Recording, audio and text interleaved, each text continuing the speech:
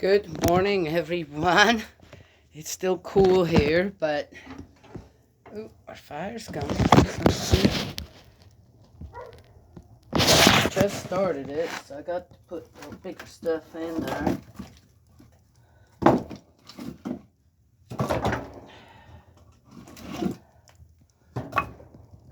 Keep it going. Da-da-da. That's our heat here for the whole house, but we don't heat the whole house. There's no need for that. Got it all closed up here nicely. There.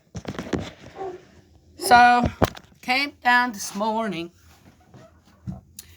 This is day 5 or so where we kept the dogs in and they could come in and go out whenever, this and that. And usually what I do, or we do, is Gus, who's kind of mine. I got him. He comes up into my room and I close the door and he stays there all night just fine until I get up. Then he gets out, this snap. And Bo always is with Sissy in her room, and Jake's kind of the floater in the house. He wants to be with Bo. That's his buddy pal. I'm not sure if Jake actually has bonded with anyone here. That's our German Shepherd. He's just, his mind's a little out there. I said, if I've ever seen a OCD in a dog, Jake would have it. And so, well, he can't always be in Sissy's room as well, and it's caused some problems. And so we leave him out here in the room. So last night, so we had them in for a few days, and they kind of did it good, and did whatever. And last night I came down, and I know that they were all let out. So, and I know that, as I said, from the past, I know they can hold it for a long time. They're young dogs. They're not older dogs with some problems or something. And come down, and there's 2 piles of poop, and there's pee in 3 different places. And I'm looking at this and going, you gotta be kidding me. What the heck's going on here? So first things I do, and there he is, right? You done barking at the outside there? You're not coming in. You can, no. It's warmer again now. It's above 30, so I'm not worried about these guys. They got a real nice place out there on the porch they can be at. So I put them both out. I didn't have to give them no treat or not. They all both knew. So, is Gus like that? No. Gus just follows the lead of the older ones, okay? And so Jake was unhappy, and he gets really restless at night too. That's why it's nice to keep him just outside.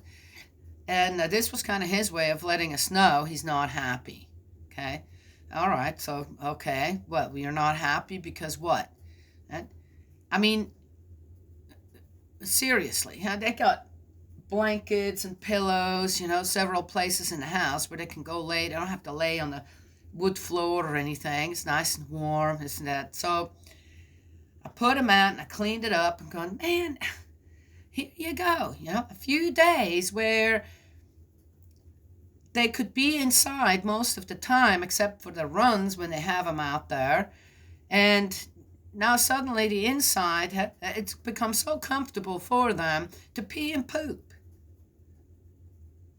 Though, as I said, well, you didn't let them out soon enough. No, because, as I said, enough experience with them in the house when they are confined in certain places and they're just fine. So, or where they want to be, then they're just fine. So they had the run of the house, and after the second day now of having the run of the house, where they weren't, I didn't take Gus up, everything seemed fine, and here we go.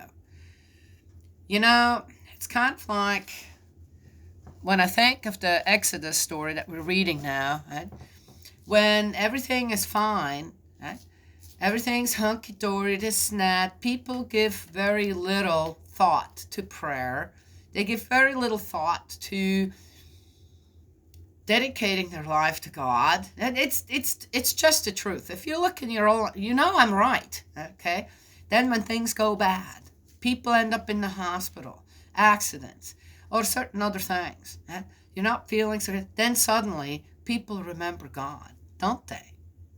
Suddenly then, yes, and not everybody, but a big majority out there works just like that. Then, often people have nothing better to do than go and pee and poop into other people's homes. It's just like that. It is that. It is that way. There are many people out there that are doing things they know they shouldn't be doing in their life. Drugs, alcohol, promiscuity, right? When it comes to the principles of love, this and that. Then when things go bad, they want to go and complain everywhere else. They want to go and find the blame somewhere else. With good people, with people who have clean homes, clean heart to minds. They want to go and start unloading. Love thy enemy as thyself, right? I've seen that, oddly enough, in the last month or so. I've seen that quite a few times come up but in a way where, so I should feel guilty somehow, that I'm not loving my enemy and not accepting all the behavior that comes with their own life.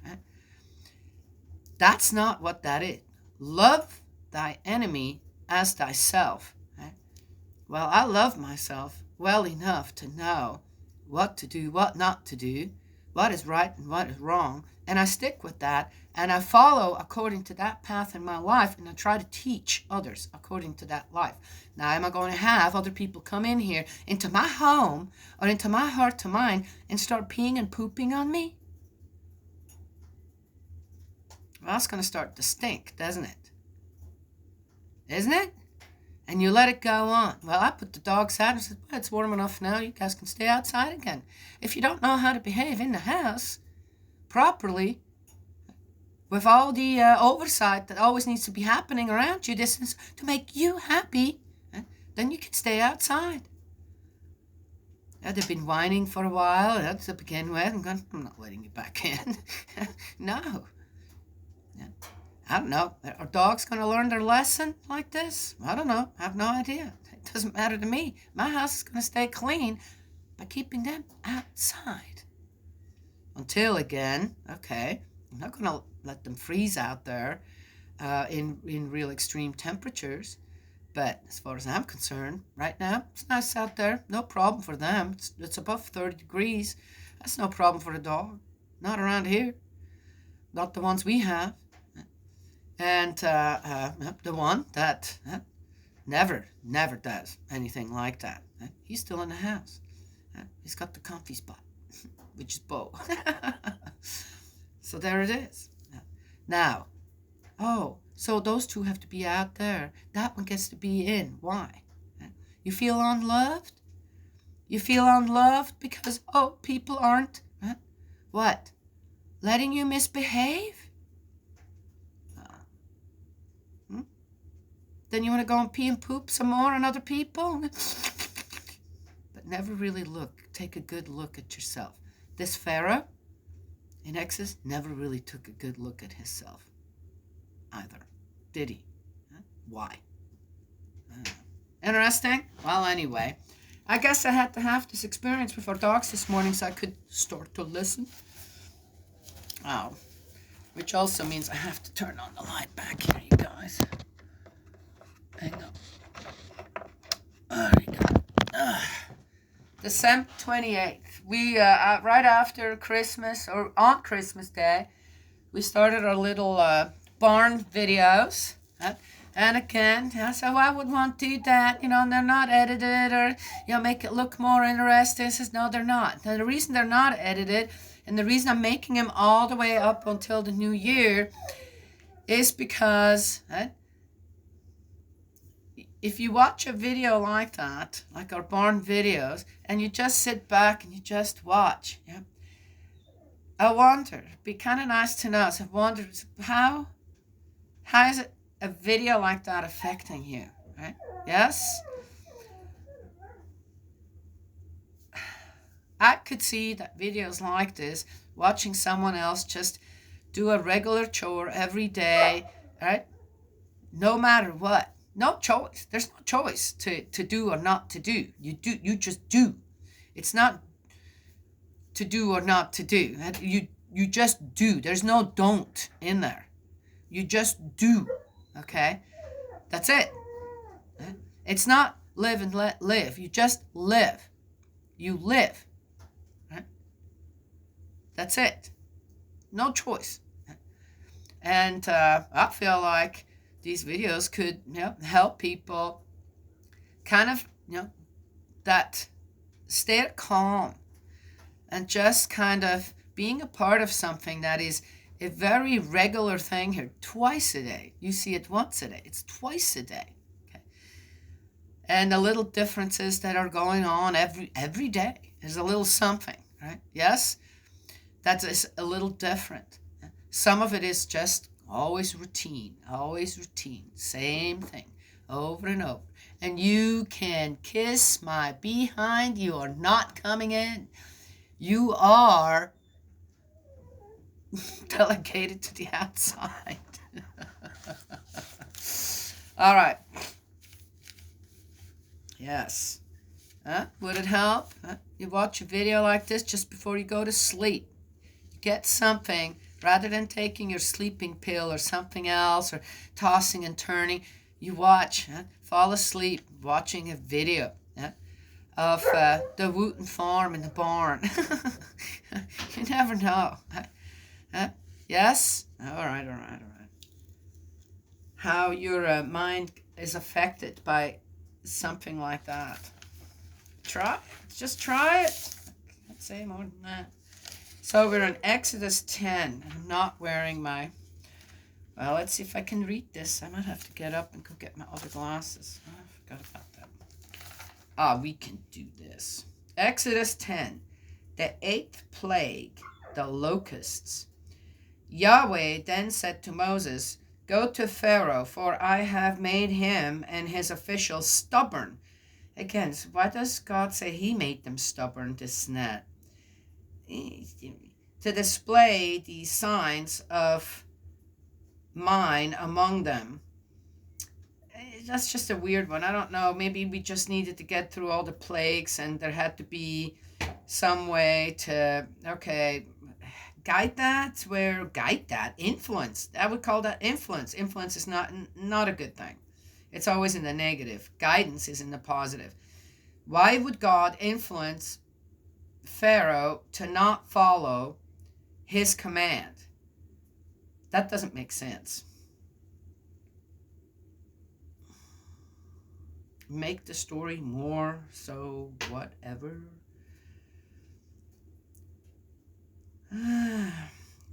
So display these signs of mine among them, so that you can tell your sons and your grandsons how I made... Okay, I can't read this with these glasses. I have to go get my other glasses. This is too hard. These are my, see farther into the, anyway. I can't read it, Jan.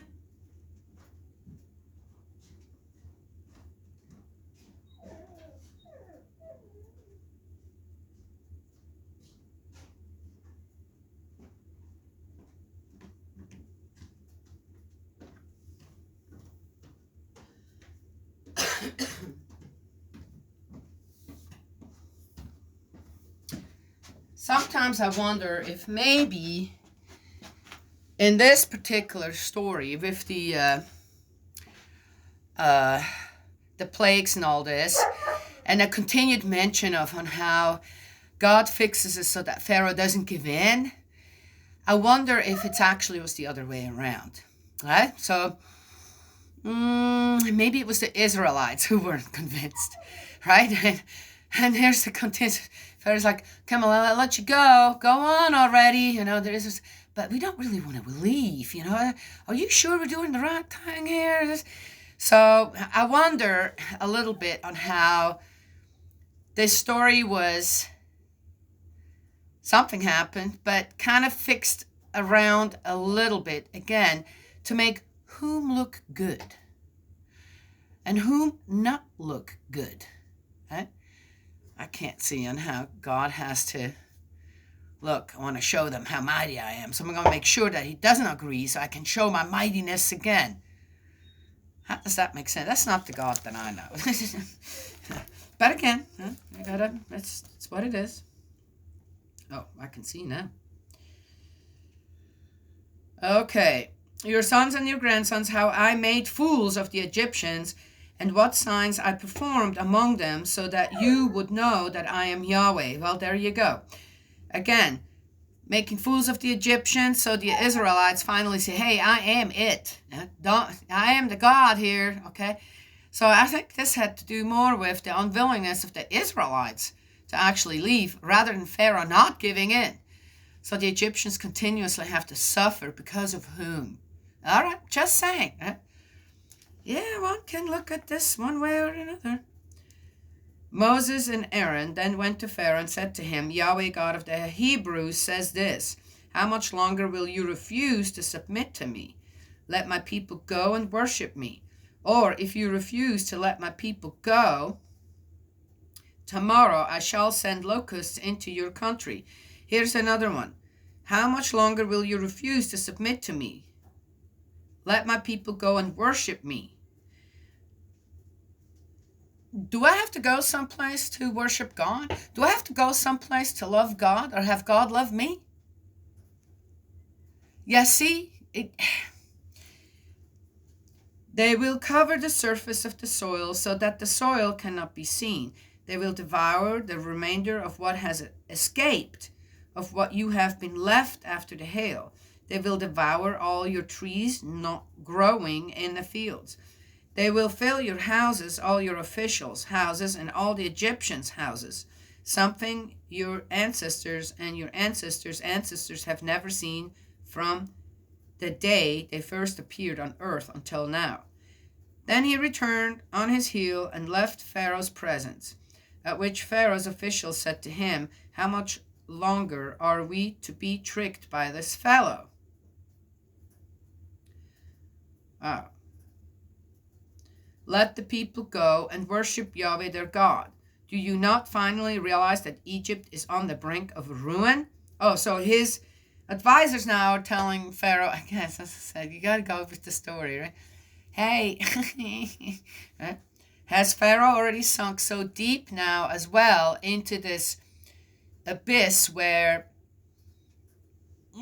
no, I'm not going to give in, right? I'm just not. He's still fine. He's still fine. He probably hasn't starved to death. He probably hasn't starved a meal. Right? Yes, slept just fine. I said, once it starts to really truly afflict yourself, that's when you're willing to make the change, don't you? Yes?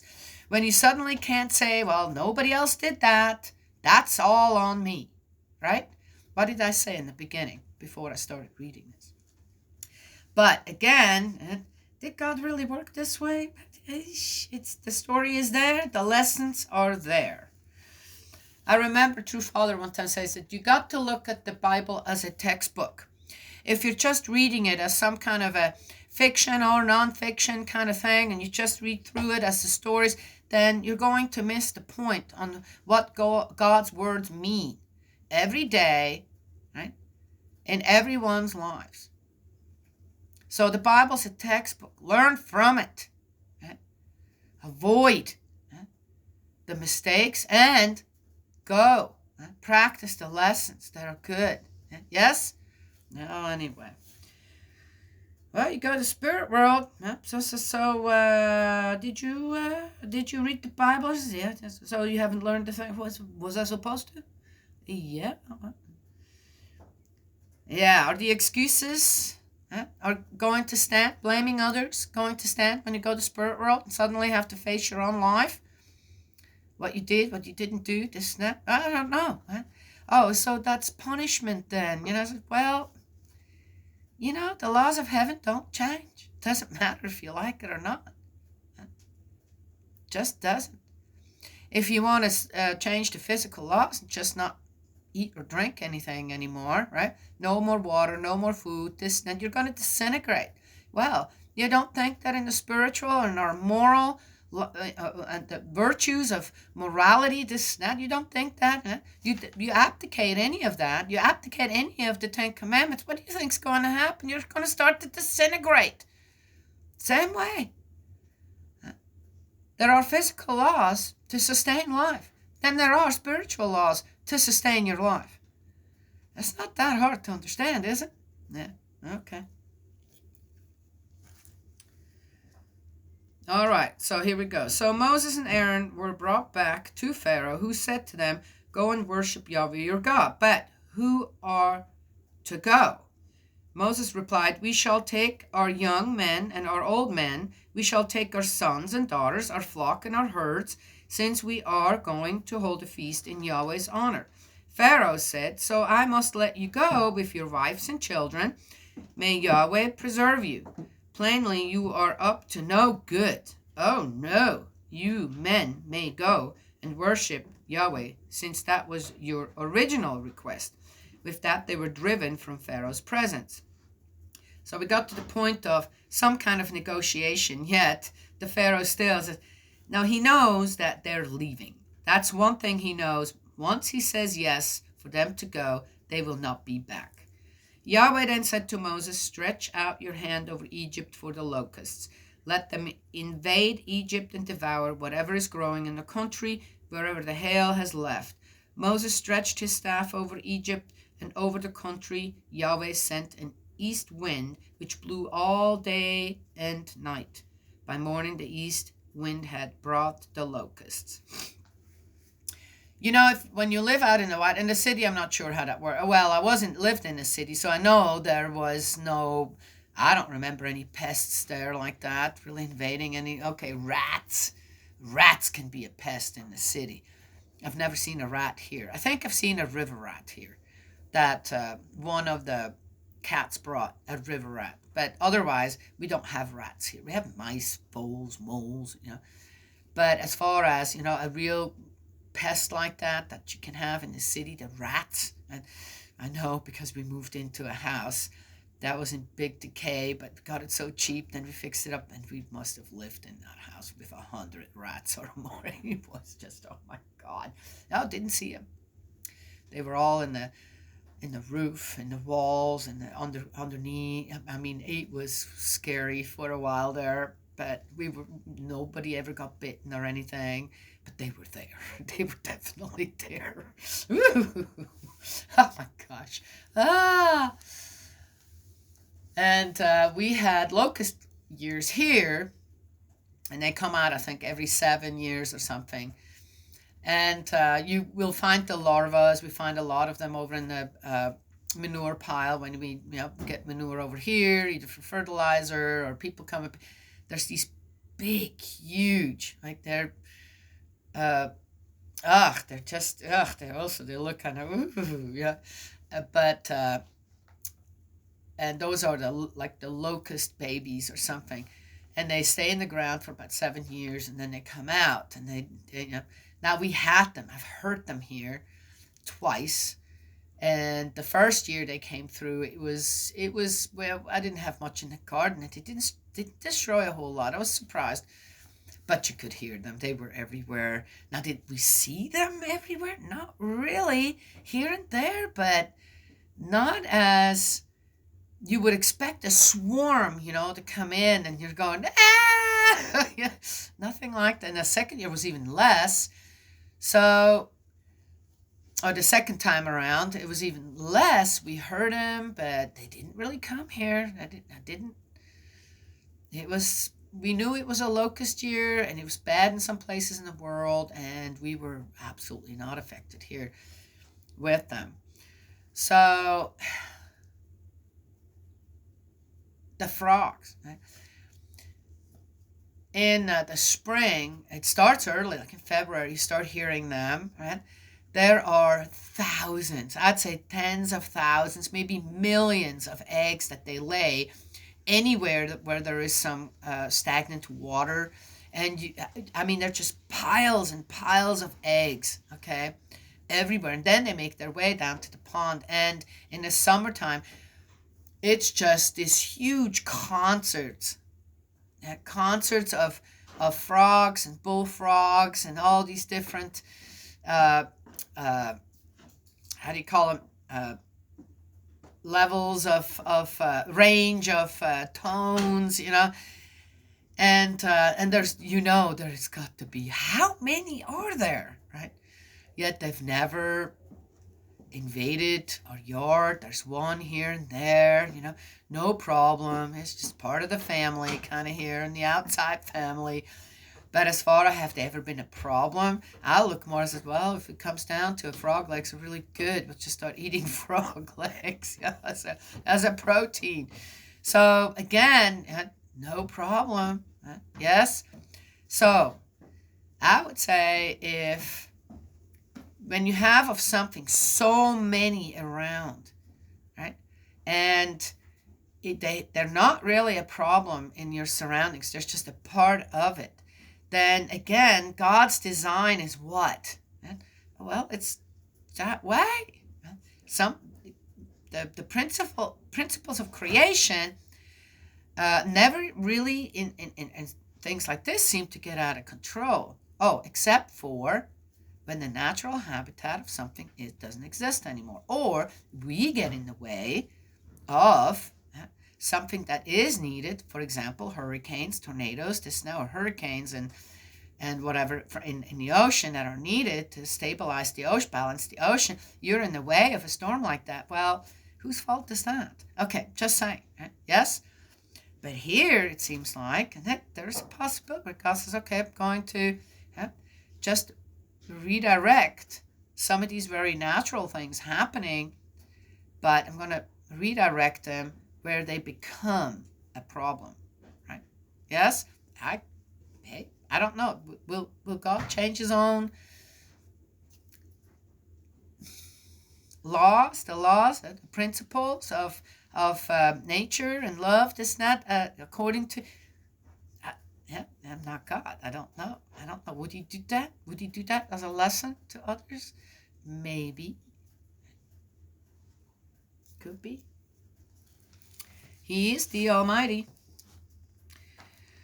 I don't think God does ever anything to really just want to hurt you. I mean, to take life or this or that. I think it's more just lessons, life lessons, maybe. The locusts invaded the whole of Egypt and settled all over Egypt in great swarms. Never had there been so many locusts before, nor would there be again. How would they know there would not be again? They covered the surface of the ground till the land was devastated. They devoured whatever was growing in the fields and all the fruit on the trees that the hail had left. No greens was left on tree or plant in the fields anywhere in Egypt. Pharaoh sent urgently for Moses, and Aaron said, I have sinned against Yahweh your God and against you. Now forgive my sin. I implore you just this once. Didn't he say that already before? And entreat Yahweh your God to turn this deadly thing away from me. When Moses left Pharaoh's presence, he prayed to Yahweh, and Yahweh changed the wind into a west wind, very strong, which carried the locusts away and swept them into the sea of reeds. There was not one locust left in the whole of Egypt. But Yahweh made Pharaoh stubborn, and he did not let the Israelites go. All right. We already talked about that. The ninth plague, the darkness. Yahweh then said to Moses, stretch out your hand towards heaven and let darkness so thick that it can be felt, cover Egypt. So Moses stretched out his hand towards heaven, and for 3 days there was thick darkness over the whole of Egypt. No one could see anyone else or move about for 3 days. But all the Israelites did have light where they were living.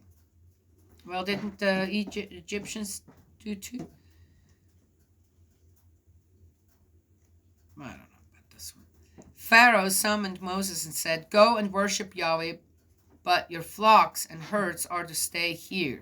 People get depressed when it's just, you need light for your mind. Isn't that something? Yes? Okay. Your wives and children can go with you too. Moses said, "But now you must give us sacrifices and burnt offerings to offer to Yahweh our God, and our livestock will go with us too. Not a hoof will be left behind, for we may need animals from those to worship Yahweh our God. For until we get there, we ourselves cannot tell how we are to worship Yahweh." But Yahweh made Pharaoh stubborn, and he refused to let them go. Pharaoh said to Moses, "Out of my sight, be sure you never see my face again, for the next time you see my face, you die." Moses then said, "You yourself have said it. I shall never see your face again."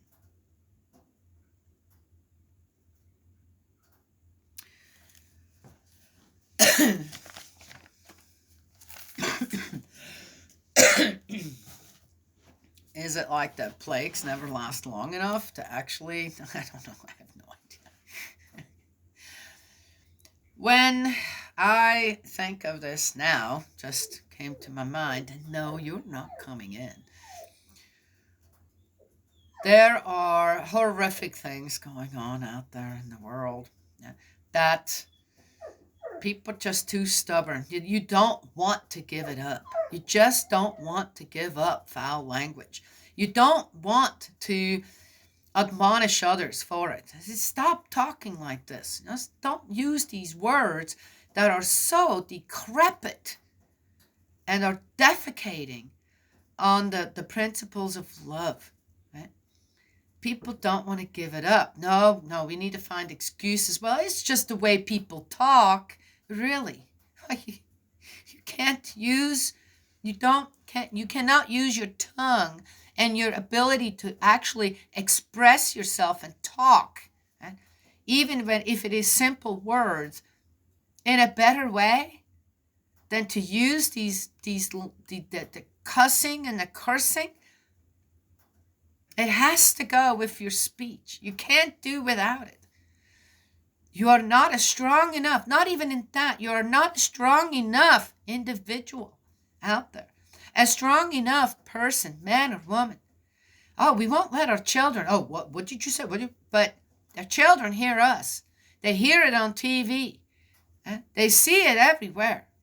Foul language is just a natural occurrence now among the people. Everywhere, in every language. And it's getting more foul. It's getting worse. We don't want to give it up. We can't just say, all right, we're done with these disgusting words. How about the MF word? Think of what that is. It's a disgusting word, implying what?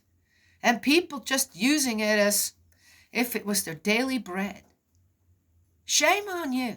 Shame on all of you who do not abdicate that and let others know. No, please, can you not use these words? We're done. You talk that way, we're not listening. For example, there are many other things. This is just an example that is affecting everyone all around the world. That foul language, cussing and cursing, using words in the most way, peeing and pooping on the principles of creation and the principles of love, peeing and pooping on them. And I'm supposed to stand there and just let you pee and poop on me with your nasty stuff coming out of your mouth. And not say anything. Because if I say something, well, you just don't understand. It's just, I understand perfectly. Wow, how well does that just go? Exodus 10. Huh? Yes? Well, anyway. All right, have a say there. So many plagues out there, right, that keep happening. And many of them affecting our children. All right, all right. Well, we'll step back a little bit. Yeah, really not. Because too many people want the disgusting, perverted stuff out there that goes on among human beings. They want it because if you didn't want it, it wouldn't exist. If you didn't support it in the great numbers that it is supported on out there, it wouldn't survive. But it does. Yeah. Anyway, right? The Ten Commandments are a serious thing. You look at them. You should look at them every day if you don't know. Yep. Lying is my daily bread. Cussing and cursing is my daily bread. Which is, again, you have idols out there that are not. Yep, idols, got to have that. Otherwise, I don't know how I'm going to make it through my day. Yep. Mm-hmm. Yes. Everybody got greedy eyes out there towards another person. Well, okay, all right. We got, interesting, how many plagues were there? We got 10 commandments.